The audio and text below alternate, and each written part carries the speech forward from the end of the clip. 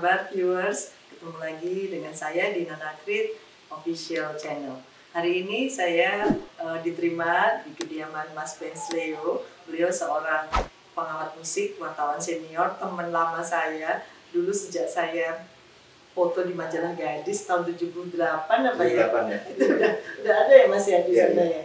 Mas, apa kabar? Udah lama ya? 78 di majalah Gadis ya? Iya, mulai waktu itu pemilihan putri remaja majalah Gadis. SMP SMA? SMA. Iya. Saya udah ada di sana, berarti umurnya umur kita sudah senior semua. Udah ada sedikit putih-putih. Iya. Tapi ya udah, itu menunjukkan jam terbang udah tinggi. Betul. Iya. Senior itu sebagai panutan ya Mas ya. Mas, ini kita udah lama nggak ketemu. Saya memang pengen banget nih, tiba-tiba ingin Mas Benz, pengen ngobrol. Sekarang kegiatannya apa aja sih Mas? Mungkin viewers pengen profesi jurnalis itu atau profesi wartawannya nggak ada pensiunnya seperti kita kan. Kalau kita di dunia seni itu pasti gembira terus, jadi kata orang awet muda, padahal itu menyebut awet tua sebetulnya. Bener loh, Mas Benz ini awet muda, bener. Iya. Asal ketemu nggak pernah berubah dari zaman dulu. Tapi ada satu kegiatan yang pasti adalah sebagai orang yang terjun ke dunia jurnalistik musik, pasti saya memantau perkembangan musik itu sampai saat ini itu. Kemudian tentu saja sejak tahun berapa tuh Mas? Saya sebetulnya lulus SMA pada tahun 70-an itu, terus kemudian langsung menjadi wartawan majalah Aktuil di Bandung. Kalau ditanya tahunnya adalah saya wartawan termuda masuk Aktuil pada tahun 73. Waktu itu SD. SD. Saya sudah ada di sana, terus kemudian tahun 75 saya sudah mulai menjadi juri di beberapa lomba, satu di antaranya adalah Festival Hip-Hop Nasional, sehingga tahun 76 saya mengawal Mas Buruh yang itu bos kita bersama di Suara Martika untuk maju sebagai salah satu peserta di Festival Hip-Hop Nasional di Tokyo, internasional tingkat dunia di Tokyo. Lagu Renjana yang diaransemen oleh Mas Idris Ardi almarhum, dinyanyikan oleh Mbak Krisimo. Dan itu menjadi menarik sekali karena itu adalah tugas saya pertama kali pada tahun 76, World Popular Song Festival di Tokyo. Waktu itu saya mewakili majalah Aktuil dan satu-satunya wartawan dari Indonesia yang diliput acara itu di sana. Dan Mas Buruh menjadi juara apa ya? Mas Buruh juara nasional, kemudian mewakili di sana. Waktu itu Indonesia otomatis masuk semifinal karena penjualan produk Yamaha di Indonesia kuat sekali, sehingga Indonesia langsung dimasukkan ke semifinal. Mas Buruh itu menjadi salah satu pemenangnya pada tahun-tahun berikutnya. Kalau nggak salah lagunya Kembalikan Bayiku. Waktu itu dia dapat penghargaan dua. Yang satunya diapresiasi karena aplaus dari penonton, dan satunya dipilih oleh pihak Yamaha sebagai salah satu lagu yang dipujikan karena ada tema-tema nasional unik ya, warna-warna lokal Indonesia kuat sekali, dan itu cukup menarik Indonesia. Kembalikan Bayiku itu karena ada tema-tema baru. Oke. Dan Mas, mungkin Mas Benz bisa cerita juga dulu perjalanannya setelah dari wartawan musik, dan kenapa ingin menjadi wartawan musik itu udah lulus SMA langsung, terus setelah itu ada di majalah Gadis, ada di Aktuil, terus jadi wartawan musik. Sekarang juga saya dengar jadi Pemret Expose online. Aduh, ini pasti banyak sekali nih, dan juga ada di beberapa organisasi saya dengar. Ini bisa cerita? Iya, sebetulnya zaman kita masih lulus SMA dulu, kegiatan yang ada kaitannya dengan seni budaya itu menjadi lahan yang agak jarang dimasuki orang pada saat itu. Setahu saya pada saat itu yang populer sekali ya tempat Mas Ruh sebetulnya di Jakarta ya. Suara Martika, dan itu di Jalan Sriwijaya Raya, dan itu selalu ramai. Pada saat itu saya sudah melakukan liputan di sana, dan itu adalah aktivitas yang menyenangkan sekali karena bagian dari SM itu adalah bagian dari terpenting dari industri musik waktu itu. Pergerakan Mas Buruh sampai Mas Buruh menggarap Kulit Gypsy pada tahun 76 itu adalah satu peristiwa budaya yang besar sekali karena menggabungkan musik diatonik gamelan, musik pentatonik gamelan Bali dengan diatonik barat, dan itu sukses sekali. Kulit Gypsy namanya. Mas Guru bertandang ke rekan-rekan yang ada di Pegangsaan, dan akhirnya saya menyebut tempatnya kumpul Mas Guru terus teman-teman di Pegangsaan itu dengan geng Pegangsaan. Oh, Di itu situ yang ada menciptakan nama betul itu Mas ya, Benz. Oh, ada Krisya, ada Kinan, ada almarhum ada Roni ada Roni Arab, ya. Nah, itu tetangganya Mbak Atik di Jalan Sambas. Iya. Dan kalau kita cerita seperti ini menjadi menarik sekali karena seingat saya pada bulan ini ada Suara Mardika akan tampil di 72. konser Iya. 72. Judulnya kalau nggak salah kenangan Suara Mardika untuk musik karaoke. Dan di situ adik saya ini akan tampil, saya masih nonton itu. Nyanyi. Nari nggak mungkin saya tampil dengan beberapa teman, Solayahat dan kawan-kawan tuh. Nanti kita jadi model untuk lagu-lagu Mas Guru kan ada yang bisa di kita bisa memakai kebaya, kita bisa menjadi megawati dengan gitu ya. Itu Mas Guru. Jadi menariknya acara ini kalau mewawancari wartawan selalu saya ikut mewawancarai yang mewawancara saya. dua arah ya Mas. Interaksinya jadi menarik. Ya. Karena kita juga mungkin di dunia yang hampir sama, saya mungkin di seni juga. Mas terus selain itu Mas juga jadi pengurus di organisasi apa aja? Ya, kebetulan begitu saya masuk ke industri musik dan sebagai jurnalis itu otomatis saya terambil untuk aktivitas yang lain. Misalnya di PAPRI, Persatuan Artis Penyanyi Pemusik Republik Indonesia itu saya sebagai ketua divisi Mas misalnya. Kemudian ada FESMI yang baru berdiri dipimpin oleh Mas Chandra Darusman. Itu saya menjadi nasihat bersama Pak Indro Priyono. Pak Indro Priyono ini adalah ketua umum dari PAPRI tadi. Kemudian saya ada di KCI juga, Yayasan Gajah dan Indonesia Collecting Royalty, dan beberapa diantaranya yaitu organisasi yang seperti ini. Kaitannya tetap di musik. Di musik ya Mas ya. Betul. Dan belajar kalau di Suara Mardika saya dari dulu nempel terus. Begitu ada Suara Mardika saya selalu ada. Iya. Karena waktu di Suara Mardika dulu kan ada kalau mau bikin produk-produk yang kena lighting itu menjadi cahaya yang bagus itu dari grenjeng. Iya. Iya kan? Ingat nggak? Jadi kita tiba-tiba disuruh besok bawa Grenjeng. Kita nggak tahu untuk apa, ternyata gini harus ini, ternyata jadi kalau kena lighting jadi seperti topi yang di Lido itu Mas, itu beli sendiri dari grenjeng rokok. Betul, grenjeng rokok. Dan itu menarik sekali kalau kita bicara tentang ya Mbak Nana Grip ini sesuatu yang bagus sekali karena di komunitas Suara Mardika itu memang kreativitas dibentuk. Iya, betul. Jadi dengan hal-hal yang terbatas kita bisa memunculkan kreatif yang semaksimal mungkin. Tidak harus mahal, tapi yang memaksimalkan yang ada. Terus Mas kalau mengenai Mas juga pasti pernah jadi juri atau mungkin pernah saya dengar dulu membantu Pak SBY waktu beliau jadi presiden membuat buku dan sebagainya tuh Mas seru pasti. Iya, sebetulnya ini kan keikutsertaan pada bidang-bidang yang memang saya tekuni sejak awal, sehingga beberapa di antaranya misalnya pada tahun ketiga saya menjadi wartawan saja sudah tahun kedua sudah menjadi juri, kemudian tahun ketiganya saya ikut liputan di Tokyo bersama Mas Guru itu meliput Renjana waktu itu di Tokyo. Itu adalah satu aktivitas yang berlanjut terus karena jadi juri pertama kali ya di Festival Lagu Nasional itu. Kemudian tahun 2007 ada lomba cipta lagu remaja kampus yang terkenal. Oh iya, CLR. Ya, itu jadi juri dari awal 77, kenal sama Faris, kenal sama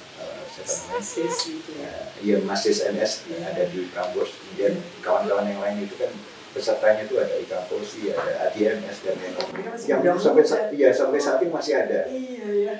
Itu yang sebetulnya kita harus syukuri para seniman musik secara akademik mereka lulus, mereka sarjana, tapi mereka juga masih giat di musik sampai saat ini. Banyak sekali rekan-rekan yang seperti itu. Itu berarti RCLR itu tahun 77 ya? Betul.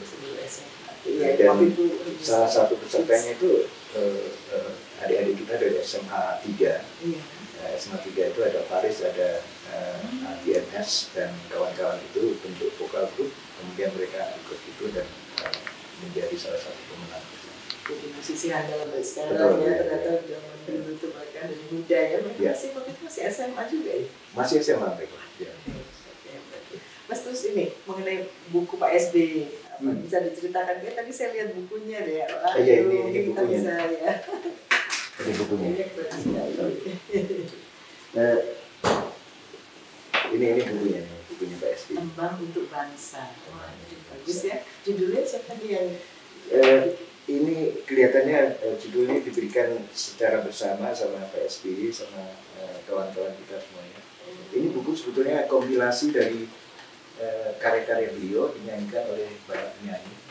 Saya sendiri ditugasi untuk mencari satu lagu yang kebetulan lagu itu warnanya agak rock ya. Oh iya. Tadinya akan diminta dibawakan oleh Giring yang sekarang mencalonkan diri jadi presiden. Mungkin terinspirasi oleh Pak SBY. Terus akhirnya karena Giring itu masih dikontrak oleh Musika, tidak diizinkan. Akhirnya saya diminta untuk mencari penyanyinya, malah terpilih Agnes Monica. Dan Agnes suka sekali karena beliau membawakan lagunya presiden. Sebetulnya buku ini menjelaskan bahwa bukan presidennya, tapi Pak SBY sebagai pribadi yang dia musisi. Karena beliau ini sudah main musik itu sejak di AKABI Angkatan Darat. Dari muda ya. Iya. Terus Mas Des di sini perannya seperti apa? Iya, saya menulis buku ini bersama rekan saya Mimi Sumi yang sekarang juga di Ekspos Indonesia. Oh. Saking banyak tebelnya bukunya, saya kalau tulis sendiri capek juga. Ya, ini kayak ensiklopedi sebetulnya. Gitu, jadi ditulis ini, terus nanti ada seperti biodata. Jadi perlu tiap penyanyi. Nah ini ada biodatanya. Oh. Jadi kayak ensiklopedia musik. Jadi tidak hanya tentang pembawa lagunya, tapi juga ada tulisannya. Nah ini lagi tulisannya.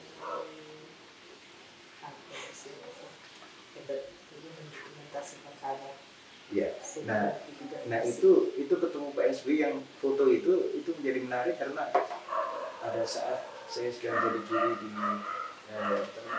kejuaraan bintang radio di Sulawesi, saya diminta untuk datang ke Tampak Siring karena deadline-nya buku ini. Jadi terpaksa diterbangkan sama istana untuk ke Tampak Siring. Buku ini bersejarah benar, lucu-lucu. Ini ya, apa ceritanya sampai ini terjadi? Iya. Ini juga ada kolaborasi pergelaran Yopi, Mas Yopi. Ini ada Idris Abi, masih ada yang lain. Mas terus apa aja yang ini Mas Irang ya? Mas Irang ya. Juga kenal baik nih saya Mas Irang. Jadi ini sudah banyak yang wafat juga. Iya. Tokoh-tokoh ini. Iya. Harus berat ya bukunya? Iya, hebat. Ini berapa ini Mas? Berapa halaman dan yang di dalam ini berapa orang? Saya nggak tahu ini akhirnya berapa halaman karena banyak sekali dan buku ini sudah tidak ada lagi di pasar karena waktu itu memang agak eksklusif ya, harganya juga agak mahal. Tapi menjadi menarik karena jarang orang punya buku ini. Iya, baru mau tanya apa ini ada di toko buku. Tadinya Gramedia. Tapi kalau sekarang Mas seperti ini bisa didapatkan online nggak sih? Sekarang nggak tahu apakah ini cetak ulang atau enggak. Kan sekarang banyak yang ini online. Tapi yang paling penting ada tanda tangan Pak SBY. Itu yang ini yang langka ya, yang ini ya. Ini yang nggak ada di toko buku. Oke, Mas terus mungkin banyak apa pengalaman seru atau mengesankan atau apa ya? Apa yang selama karir Mas? Sebetulnya cukup banyak yang kegiatan menyenangkan sekali karena beberapa hal diantaranya adalah saya termasuk orang yang berani menjadi produser pada saat Kahitna itu kehilangan kesempatan untuk rekaman karena ditolak.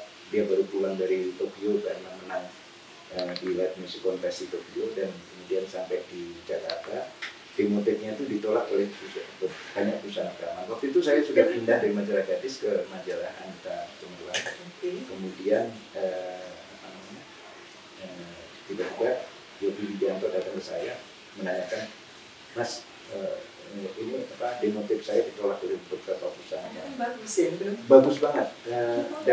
Dan waktu itu jawaban saya adalah Yov, kamu akan kaitannya akan saya rekam asalkan kos produknya separuh dari apa yang biasa dilakukan oleh perusahaan rekaman. Dan akhirnya dia kembali ke Jakarta, tidak sampai seminggu datang lagi membawa proposal, dan dia yakin bisa 15 shift itu bisa dapat satu album. Saya tanya, kok bisa? Kita main live mas, main live itu untuk aktivitas rekaman ini, kalau ada kekurangan apa-apa tinggal dubbing vokal sama alat-alat musik yang perlu. Ternyata itu benar, dan saya akhirnya merekam Kahitnya itu tahun 92, tahun 93 dirilis. Akhirnya perusahaan rekaman yang menolak itu ngantri untuk mencari saya. Saya akan ambil kerjasama dengan band Leo dan akhirnya dapat musika.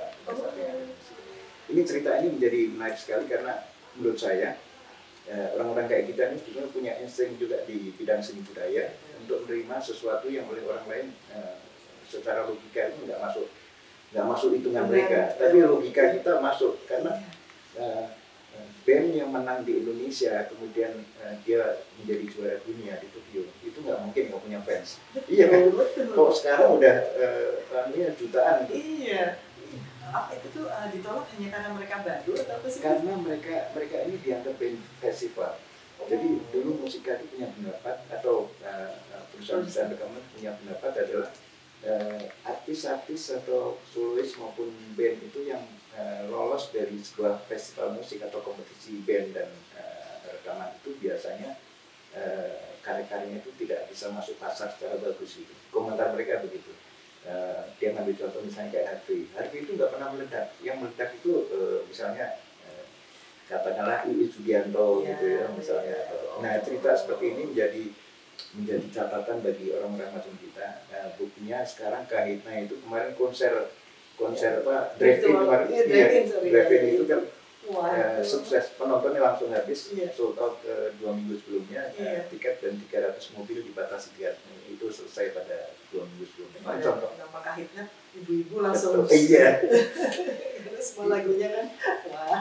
Sekarang anaknya ya, Arsi itu udah mulai naik lagi. Iya. Ini keberatan nanti. Ini buku berat banget. Iya. Lumayan tapi mengesankan ya mas. Iya.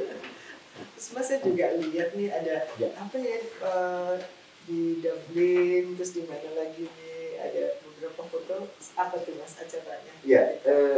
Ini foto-foto sebetulnya beberapa penghargaan yang pernah saya dapatkan itu dari Sri Sultan Hamengkubuwono di sebelah sana. Itu sebagai wartawan musik karena pengabdian saya di dunia musik. Waktu itu dapatnya di Jogja juga. Terus kalau ini dari Tapi Persatuan Artis Penyanyi itu.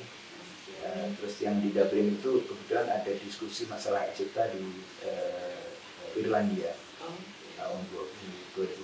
Itu sedunia event internasional. Ya, tapi satu yang menarik sebetulnya kalau kita punya kesempatan keluar itu yang saya sasar pertama kali biasanya adalah di toko buku atau toko musik. Toko musik itu maksudnya di sana ada buku, ada merchandise, ada penjualan CD, kaset. Waktu itu sudah nggak ada kaset, CD dan vinyl atau piringan hitam. Dan saya selalu menanyakan bagaimana perkembangan musik di Eropa, Amerika, dan negara-negara lain itu untuk bandingan dengan Indonesia. Saya waktu ke Dublin ini, satu yang paling menarik adalah ternyata penjualan CD sama vinyl sama piringan hitam itu hampir sama penjualnya, jumlahnya. Dan sewaktu datang di karena ada yang membuat piringan hitam lagi. Seperti sekarang band-band indie atau artis indie kan banyaknya pakai vinyl. Mas, kenapa orang sekarang kembali ke vinyl lagi tuh? Ya, jadi inget ingin. Iya betul. Akhirnya saya beli ini. Gramofon. Cara beli gramofon ini di Solo. Karena waktu itu masih bisa di mana? Masih. Aduh keren. Dan menjadi menarik sekali karena menurut saya musik itu adalah siklus. Siklus jadi bisa kembali lagi ke awal itu karena itulah di sana itu ada penghargaan dari Lokananta itu yang bulat itu. Oh iya. Di sana saya melihat satu peristiwa budaya yang agak mengejutkan karena di Lokananta itu sekarang mencetak kaset kembali. Oh iya. Jadi pencetakan kaset dan nggak tahu. Saya pernah menanyakan apakah ini ada konsumennya gitu. Ada konsumen artinya ada pembeli dan ada yang mencetak. Ternyata ada. Jadi yang biasa melakukan itu adalah artis independen, artis indie. Mereka membuat itu, kemudian ternyata konsumennya itu masih merasa sesuatu yang vintage, yang kuno itu yang ya menjadi menarik kembali. Hal yang sama pernah terjadi sewaktu saya jadi juri di UI, ya, dijemput sama teman-teman dari Fakultas Seni Budaya di sana di UI. Waktu dijemput di rumah sini, di dashboardnya itu berserakan, kelihatannya sengaja dia pengen biar ditanyain sama saya. Di dashboardnya berserakan kaset-kaset. Terus tahun berapa tuh? Baru aja kira-kira sekitar 4 tahun yang lalu. Jadi ya, terus saya tanya, ini kaset-kasetnya ada kaset playernya nggak? Ada, di mobil saya ini ada. Padahal mobil barang baru, ternyata dia pasang lagi. Terus ini kasetnya pesan dari mana? Ternyata dari Lokananta itu. Jadi produksi Lokananta itu masih ada. Kesimpulannya musik itu memang siklus. Ya, siklus. Dan saya kira karya Mas Guru juga, karyanya Kina Nasution itu ada yang sudah kembali mencetak vinil atau piringan hitam. Dan piringan hitam itu bisa diputar di sini. Karena itulah waktu saya beli ini, waduh ini menarik sekali karena bisa membuka kembali. Saya jadi terinspirasi. mesti beli juga. Karena teman-teman saya juga kemarin pas kita bikin konser dengan 11 kreatif, Mas, mereka juga jualan vinil. Iya. Saya ada album muternya ada sekarang. Ternyata. Iya. Udah sih pada nggak ke CD saja, tapi vinil juga. Mas, memang ada kualitas suara yang beda, Mas, kaset, CD, vinil apa tuh, Mas? Masing-masing lebih. Kalau menurut saya vinil ini lebih celing bersih ya, celing gitu ya.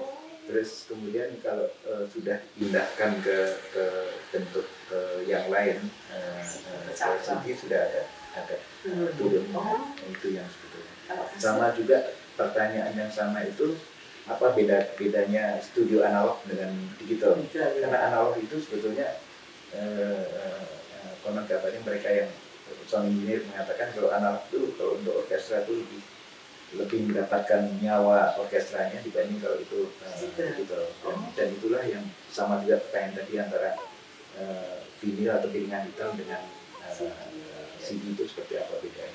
Apalagi kaset. Kalau kaset itu yang unik, saya pernah tanya ke band indie yang mencetak kaset, waktu itu ketemu di Jambi, sebuah band yang mencetak kaset di Lokananta. Saya tanya kenapa bikin kaset? Iya karena ini menjadi memorable sekali, mengingatkan zaman kaset di mana pada saat itu penjualan kaset itu bisa jutaan gitu ya, jumlahnya jutaan, dan kalau kaset itu kusut, tinggal kita cari ballpoint atau pensil, diputernya gini.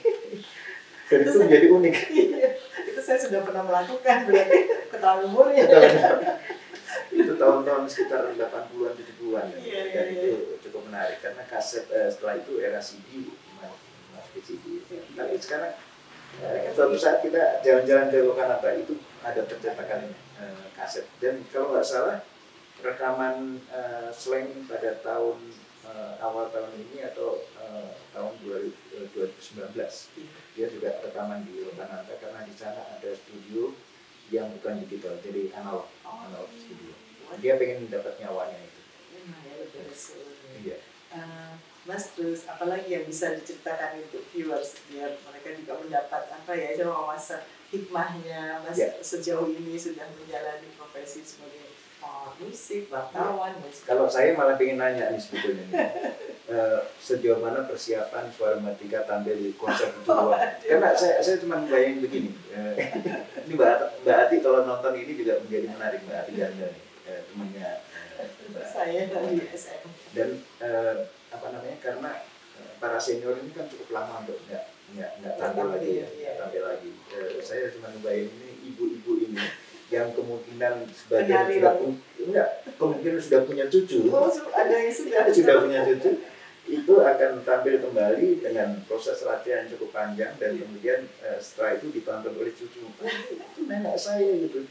Padahal dia belum tahu tahun keemasannya itu ini adalah popularitas luar biasa. Zaman itu kan ada ada Marisa, Soraya, Natrit, ada Titi DJ, Memes, betul. Marisa, Dan sekarang masih ada mereka. iya, gitu. Sebagian besar ada yang di dunia musik masih ada. Masih eksis ya. Ya, Mbak Ati Ganda itu juga masih membuat koreografi juga yang untuk masih Denny Malik juga kemarin. Betul.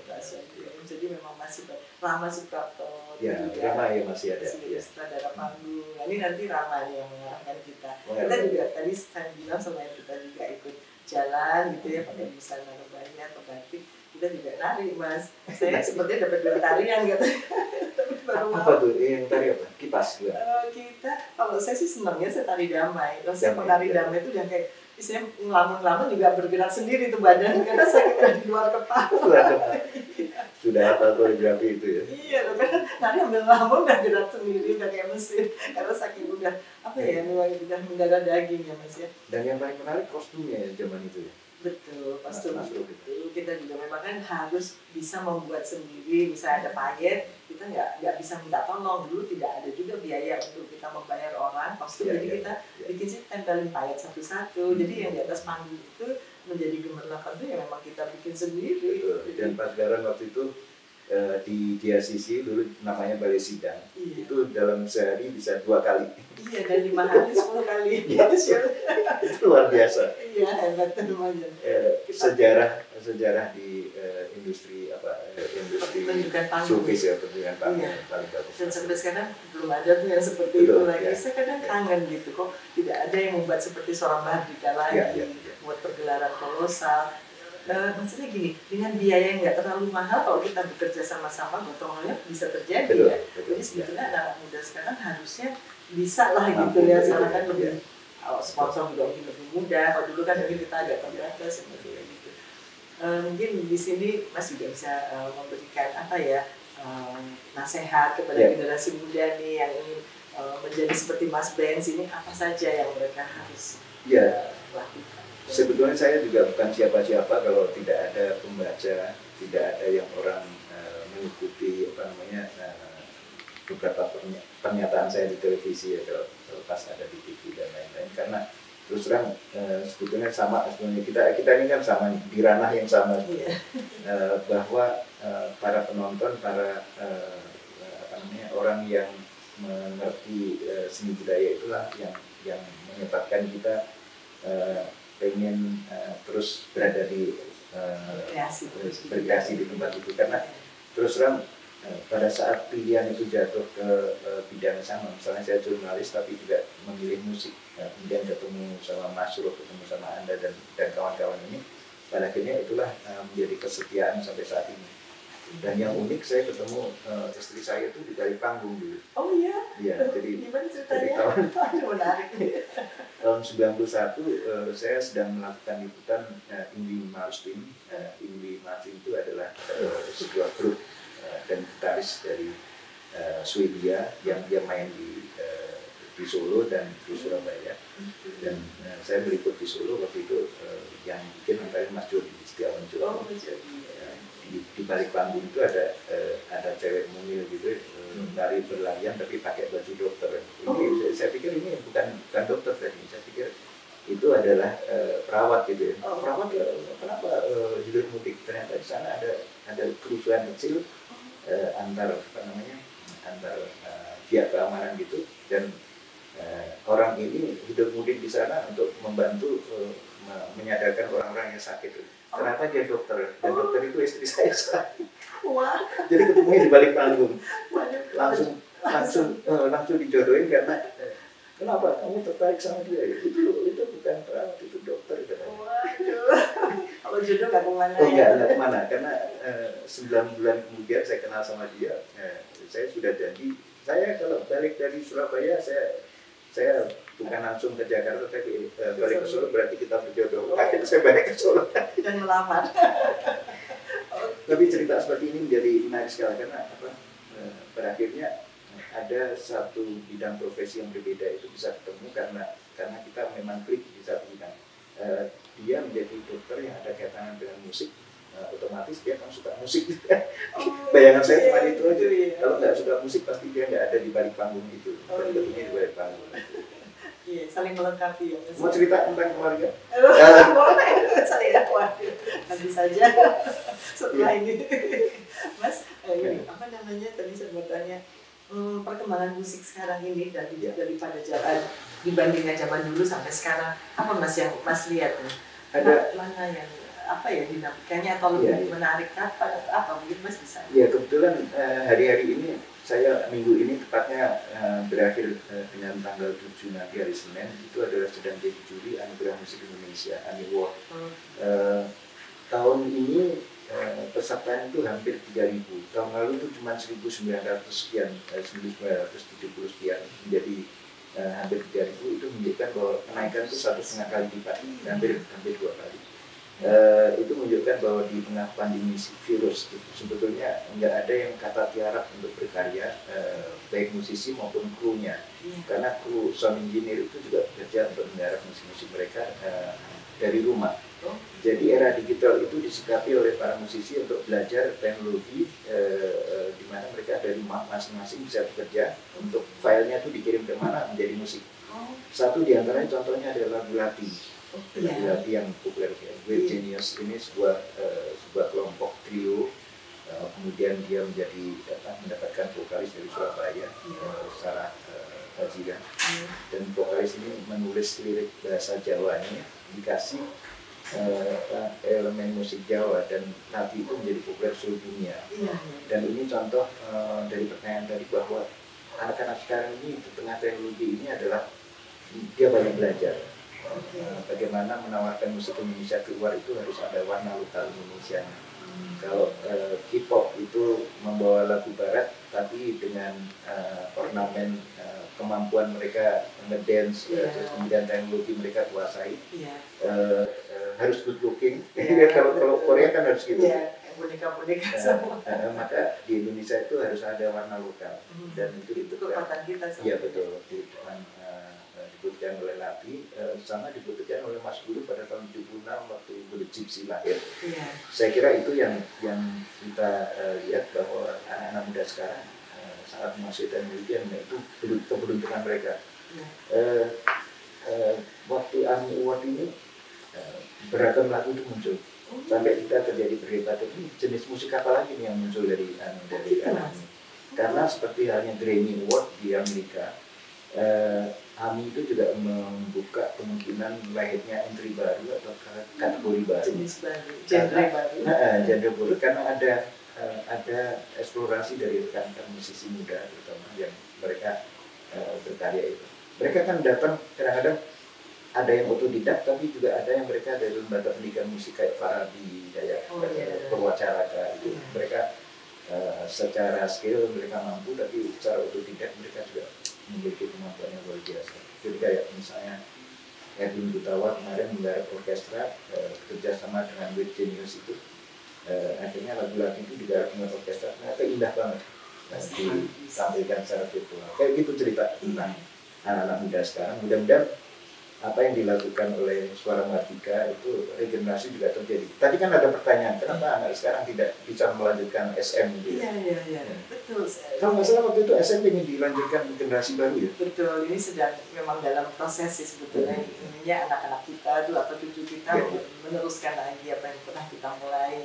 Karena memang sepertinya saya lihat ya, Suara Mardika itu akhirnya waktu itu diikuti di beberapa kota, Mas. Di Jogja ada, di Solo ala-ala Suara Mardika berarti kan memang kena sekali di hati anak muda ya. Memang satu hal yang baru mungkin buat waktu itu ya, baru fenomenal pasti akan diikuti. Mungkin sekarang juga musik-musik yang Mas tadi bilang ya, yang ada genre baru gitu ya, karena kreativitas anak muda itu kadang out of the box ya, yang kadang kita nggak sangka. Kita karena kaget sendiri, kok muncul bisa gini gitu ya. Memang betul-betul. Saya kemarin juga sempat kaget pas saya tanya anak saya, kan dia online sekolahnya, lama di kamar dan setiap hari. Tiba-tiba dia cerita pas suatu hari dia sama saya, aku ini loh juara Harapan 1. Oh, apa? Ada inilah lomba virtual. Ngapain dia gitu? Bikin lagu. Hah? Loh, kok bisa bikin lagu? Lagunya apa? Adalah gitu. Tapi saya itu surprise, ternyata di dalam kamar itu menciptakan lagu. Saya tadi belum dengar sampai sekarang, karena kayak masih agak belum mau kasih lihat gitu jenisnya seperti apa. Dalam rangka apa ya, 17 Agustus, tapi kita harus bikin lagu yang beda gitu. Saya kan nyanyi Indonesia dan bukan ya. kalau sekarang Iya. banyak mengejutkan ya Mas. Betul. Oke, mungkin Mas ada lagi yang mau diceritakan biar anak-anak muda nih viewers bisa mendengar cerita Mas Benz yang waduh jam terbangnya kan sudah sejak tahun 70-an. Ya sebetulnya 50 tahun. kita pengen generasi baru ini sebetulnya tidak sekedar mengenali seseorang itu melalui googling atau melalui internet ya. Iya. Karena seringkali apa yang ada di Wikipedia misalnya itu tidak sepenuhnya benar, baik tulisan maupun kadang-kadang nama orang aja keliru mereka menulisnya. Karena itulah sebetulnya kalau ini sehubungan dengan kewartawanan, harusnya wartawan sekarang juga seperti wartawan dulu itu berburu untuk berita itu. Begitu dia googling, kita temui narasumber itu, akhirnya kita mendapatkan nyawa dari berita itu. Dan ini yang sebetulnya saya selalu sarankan pada rekan-rekan. Banyak orang yang nanya, dan kamu kok bisa di dunia jurnalistik kalau ketemu teman-teman selebriti itu kamu bisa kayak teman sendiri, itu yang sebetulnya susah dicari. Iya. Karena kadang wartawan yang pure itu sama kita rumah di segen atau apa ya. Tapi kok Mas Benz kayak teman banget. Bukan segen, kadang-kadang artisnya itu sendiri ada itu takut digosipin kan. Iya. Dan itulah yang saya bilang self sensor itu penting juga. Jadi sensor pribadi untuk tidak membuka semua berita yang ada pada selebriti itu juga termasuk bagian dari kepanjangan profesi seseorang, saya kira. Itu yang sebenarnya harus dilakukan. Menghargai profesi orang lain. Dan mungkin saya adalah salah satu wartawan yang bangga sekali karena sangat banyak saya menjadi MC di pernikahannya teman-teman artis ya. Gitu Mata Royah ya, terus kemudian Ikang sama Marisa, terus kemudian Vina sama Mas Boy, terus kemudian Mbak Ati Ganda sama Mas Idi. Itu saya itu terus di MS, iya. Karena kedekatan itu sehingga suatu saat saya sering kumpul sama mereka, kadang-kadang waktu nembak pertama kali itu saya juga lihat. Misalnya Mas Ikang tuh nembak Ica tuh ada di mana, saya tahu, sehingga pada saat malah saya nggak tahu loh, pada saat di SM tapi mulai kayaknya sepertinya ada sesuatu gitu ya. Ikang nyanyi untuk SM.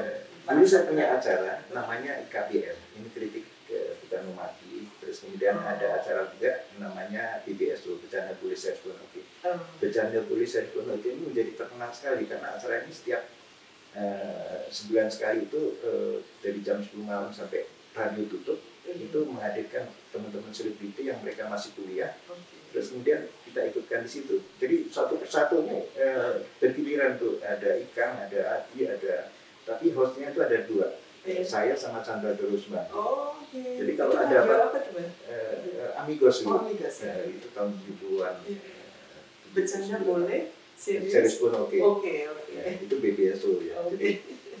Jadi di situ itu seringkali ada musisi yang kita undang, terus kemudian selebriti dari dunia film kita undang juga. Itu ada Ikang sama Marisa. Ikang ini cerita ini menjadi menarik sekali. Jadi nanti orang ketawa kalau nonton ini. Suatu saat Ikang datang dengan jeepnya itu. Karena Ikang keren gitu ya. Itu jeepnya itu kayak akuarium, jadi jernih gitu. Jadi kelihatan dari luar tuh kelihatan keren gitu di dalam situ. Jadi kita undang ke PBSO satu minggu gitu. Terus kemudian bulan berikutnya kelihatan Ikang tuh naksir Ica. Coba kita undang lagi berdua. Mereka datang masing-masing, mobilnya Ikang udah pakai hitam jadi kacanya itu kenapa jadi berubah? Begitu pulang itu kelihatannya pakai mobil masing-masing. Misalnya Ica dijemput di tengah jalan, Ica pindah situ, kayak dinner di satu tempat itu. Jadi kita cerita dari situlah sebetulnya pesta perkawinan. Saya itu selalu membuat sesuatu yang joke-nya itu menjadi ger karena yang tahu hanya Mas Benz. Orang lain nggak tahu. Nah pada akhirnya setelah saya saya menikah pada tahun 91, MC-nya menjadi Pak Yahya. Yang datang itu Ikang Fauzi. Jadi gantian ya? Iya betul. Yang datang Ikang Fauzi, yang datang itu adalah Odi Agam, karena Odi sama Mbak Cintami itu juga saya MC. Terus akhirnya beberapa teman itu hadir di sana. Jadi di Solo itu ramai sekali karena banyak selebriti yang datang di acara. Padahal ini adalah teman semuanya. Cuman waktu itu kita belum deket ya. Kalau deket tak undang. Itu tahun berapa ya Mas? Tahun 91 bulan November. Iya, waktu itu saya lagi aktif di dunia fashion ya. Ya. Tapi kita ketemu di Majalah Gadis waktu itu. Iya. Iya, Majalah Gadis ya. Saya waktu itu masih foto model, terus habis itu tahun 80 sekian baru ke foto model. Iya. Terus di Masruk tahun?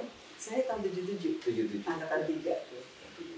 Sekarang udah angkatan 12 ya. Berarti saya ikut nonton seleksinya waktu itu yang ada seniornya. Seru sekali di tengah-tengah. Ikut ya Mas nonton ya. Itu menjadi ajang yang seru tuh. Terus mungkin ini sebelum kita menutup obrolan kita Mas, oh iya saya lupa tadi saya dengar Mas juga menjadi penyiar di beberapa radio tadi ya. Radio apa aja Mas dari dulu sampai sekarang? Pertama saya Radio Amigos itu dari tahun 78, terus kemudian saya agak lupa. Amigos itu menjadi Pesona FM, saya tetap di Pesona FM, tapi suatu saat saya berhenti di salah satu radio itu, sempat punya jadwal siaran sama Ida Harimurti di Radio Prambors 2 tahun. Terus ada radio lagi radio di TNI itu Terminal Musik Indonesia, itu ada di daerah Pasar Minggu. Kemudian sempat yang paling panjang itu di radio iRadio. Itu kan masa kini itu udah ini 12 tahun. Jadi sekarang masih?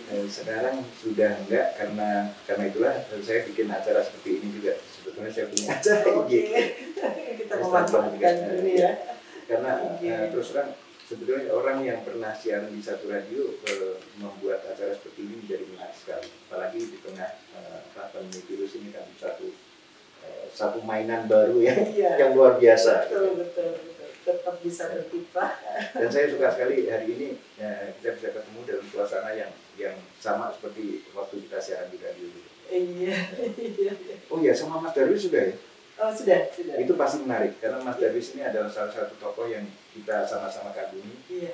Beliau terakhir menggarap foto ofisialnya Pak Jokowi ya. Pak Jokowi itu foto presiden atau wakil presiden. Saya dengar malah Mas Darwis yang dicari Pak Jokowi loh. Iya, dicari Pak Jokowi. Studionya. Sebetulnya katanya Pak Jokowi sebetulnya dari tahun 2014 saya sudah mencari Anda, tapi saya nggak ketemu. Iya. Padahal ada di dekat Bundaran Ratu Plaza itu ya. Itu yang paling menarik. Jadi kawan-kawan kami ini memang satu ya seperti komunitas saja, meskipun kami pisah tapi suatu saat ketemu dan akhirnya diwawancara seperti ini. Kita ini begini, jauh di mata dekat di hati betul, ya. Betul. Suatu saat ketemu lagi. Sebentar ingatlah ya gitu. Jadi sekarang saya sedang mendata. Saya ingin mendokumentasikan kiprah para senior. Ya. Biar para generasi muda ini tahu dari tangan pertama yang Mas bilang nggak hanya googling tapi langsung mendengar dan bisa diambil hikmahnya, pelajarannya apa sih yang mereka yang bermanfaat untuk mereka. Saya kemarin baru dari Gramedia buku Kompas. Waktu ketemu sama saya pertama kali adalah Mas Ben seharusnya udah bikin buku. Betul. Cerita seperti ini pada akhirnya tercetus ide dari beberapa rekan. Sebetulnya acara kayak kita ini ini wawancara ini kalau ini dilepas sama sekali dilepas dari frame ini kemudian dijadikan buku, ini juga satu cerita. Ini ceritanya siapa, ini misalnya dari Triadi, ini ceritanya tentang siapa itu tokoh-tokoh ini jadi series ya. Iya betul. Itu pernah terpikir tapi nantilah sekarang kita yang ngobrol dulu aja. Udah ini dilakukan mengisi waktu di masa pandemi ini, tapi tetap ada hal yang bermanfaat. Betul. Dokumentasikan para senior buat saya penting sekali. Iya. Mas, mungkin ada pesan-pesan terakhir apa maksudnya untuk para generasi muda sebelum kita akhiri obrolan ini? Pertama terima kasih apresiasi terhadap beberapa rekan senior yang saya nggak tahu kenapa saya terpilih, tapi ada satu yang paling menarik adalah cerita seperti ini mengumpulkan kembali rekan-rekan lama yang pernah terlibat secara bersama di aktivitas yang sangat dihargai oleh masyarakat luas waktu itu ya. Lagi-lagi saya ingin menyebut Suara Merdeka, dan ini satu pertunjukan yang besar sekali waktu itu, karena tidak pernah sekalipun ada pertunjukan variety show yang sebesar itu, dan dalam satu hari 2 kali, dan itu setelahnya seminggu ya. 5 hari jadi 10 kali 10 kali pertunjukan, dan yang ada pesaingnya itu tapi bukan dalam bentuk tari-tari, itu adalah teaternya Mas Rian Diarno. Betul, teater ya. Apa? Koma ya. Koma, ya itu panjang juga, itu 1 minggu segala macam. Ya. Tapi Mas Ruh kompleksitasnya tinggi sekali karena menghadirkan musisi, menghadirkan koreografi, menghadirkan kostum yang wah dan lain-lain, dan itu melibatkan satu produksi yang luar biasa. Terima kasih hari ini bisa ketemu, dan buat rekan-rekan yang muda, generasi muda, terutama di tengah pandemi virus, Anda harus terus giat untuk berkreasi, itu aja. Karena terbukti banyak sekali karya-karya baru yang lahir pada saat pandemi virus, dan mereka bisa mengalahkan Blackpink dan yang lain itu, seperti tadi Whitney News, terus kemudian ada, kalau nggak salah anaknya Mas Anang, Aurel itu sempat ranking kedua di bawah Blackpink waktu diluncurkan pertama lagunya itu. Terus kemudian ada BCL, itu juga kuat sekali ya. Di mana lagu-lagu itu ada nyawanya karena ada peristiwa pribadi yang sangat pribadi dari mereka, tak kalah dibikin lagu menjadi viral sekali. Dan itu yang sebetulnya cukup menarik.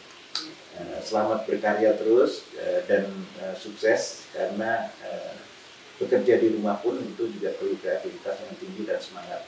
Itu aja sebetulnya. Iya, terima kasih Mas Ben, sudah ngobrol-ngobrolnya sangat bermanfaat dan menimbulkan memori-memori yang indah tuh kembali lagi, dan rasanya jadi semangat hidup lagi.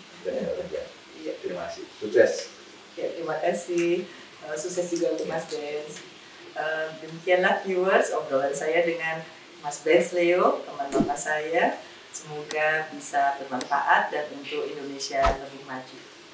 Sampai jumpa, jangan lupa subscribe.